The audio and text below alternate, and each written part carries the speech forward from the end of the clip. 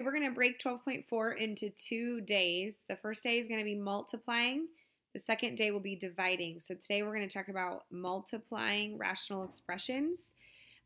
So multiplying them is similar to multiplying rational numbers. So we're going to, let me get rid of that. Simplify first, multiply across top and bottom, and then go ahead and leave your answer in factored form, which means leave those parentheses in your answer. Okay, so let's look at this first one. So the direction said we need to simplify first. Well, these are all monomials. When there are monomials, there's really nothing that you can simplify. You can't take out a greatest common factor.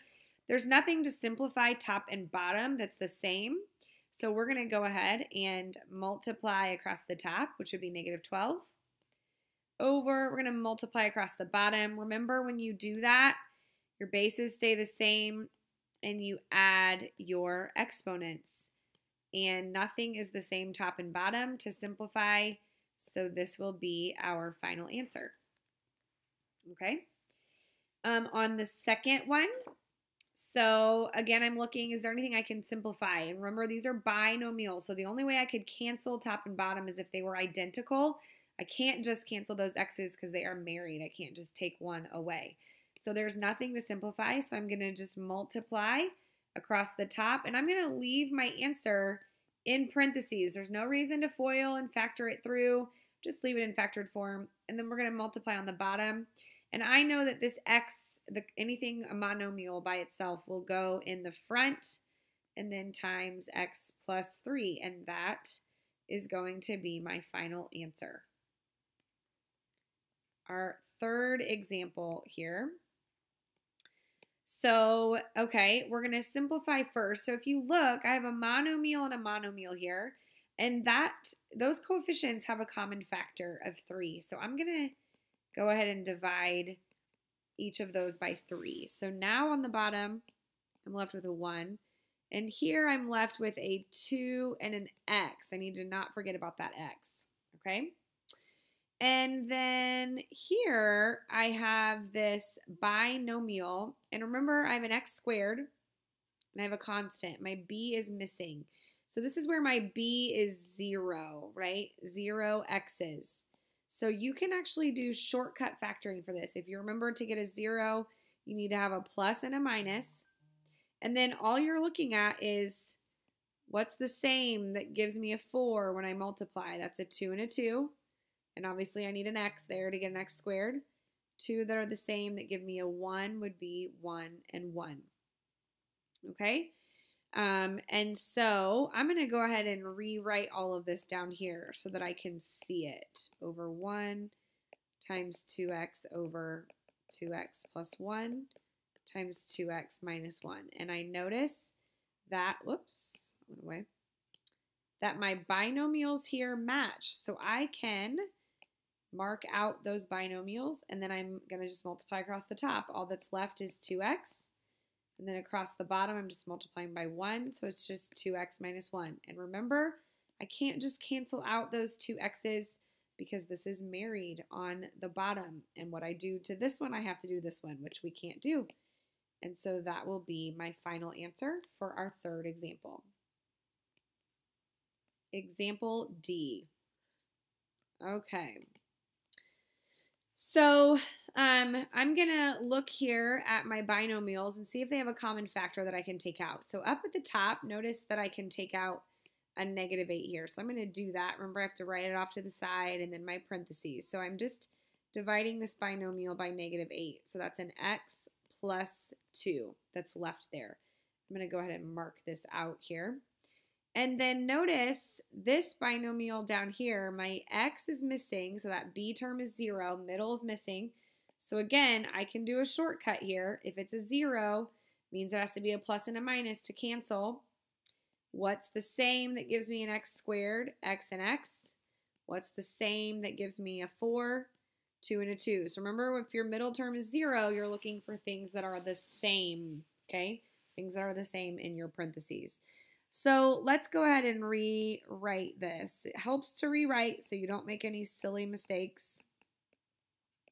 -8 times x plus 2 over x plus 2 times x minus 2. Okay, I'm going to start looking, and I notice I have some binomials that match, and then I have some that match here. The key is they have to be, one has to be on top, one has to be on bottom, but it does not matter where on top and where on bottom. So notice that these two are right above each other. These two, this is still on top and this one's on bottom over here, but that still works. I can still cancel those out. And then notice I have a monomial and a monomial, which can be divided by an 8 here. So I'm left with, don't forget that negative, -1 on top, and then just a 1x on bottom. So everything is canceled out except -1 over 1x, or just x. And that would be my solution. Okay, next example. This one looks a little bit different. And anytime I see a fraction, I want to make this look like a fraction.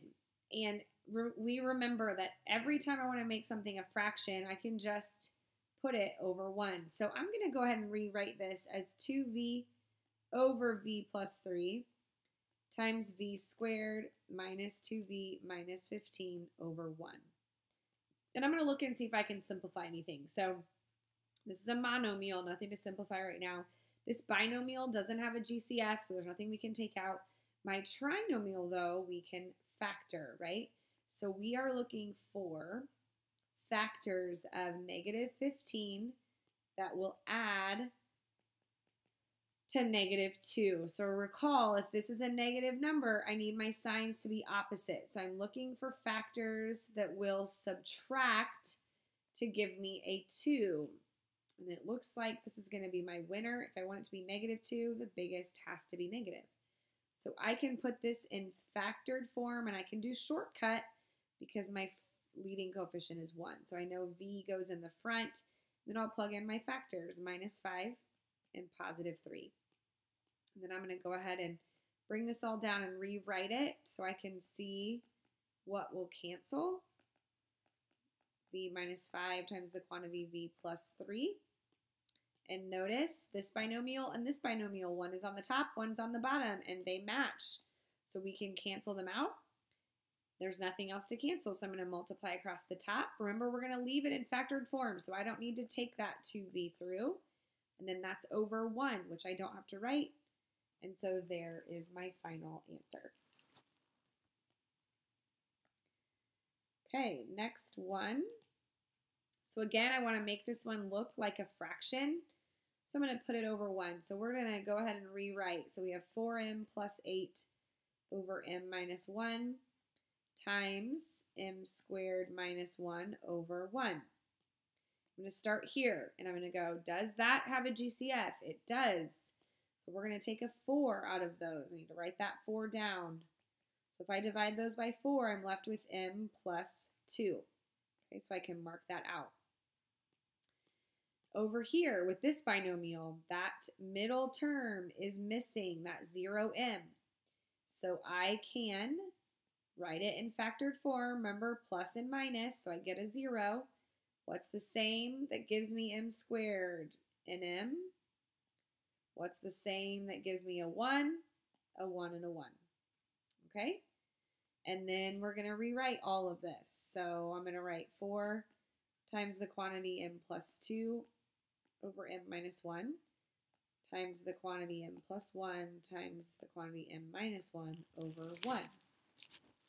Notice binomial on top here matches the binomial on the bottom. So those will cancel.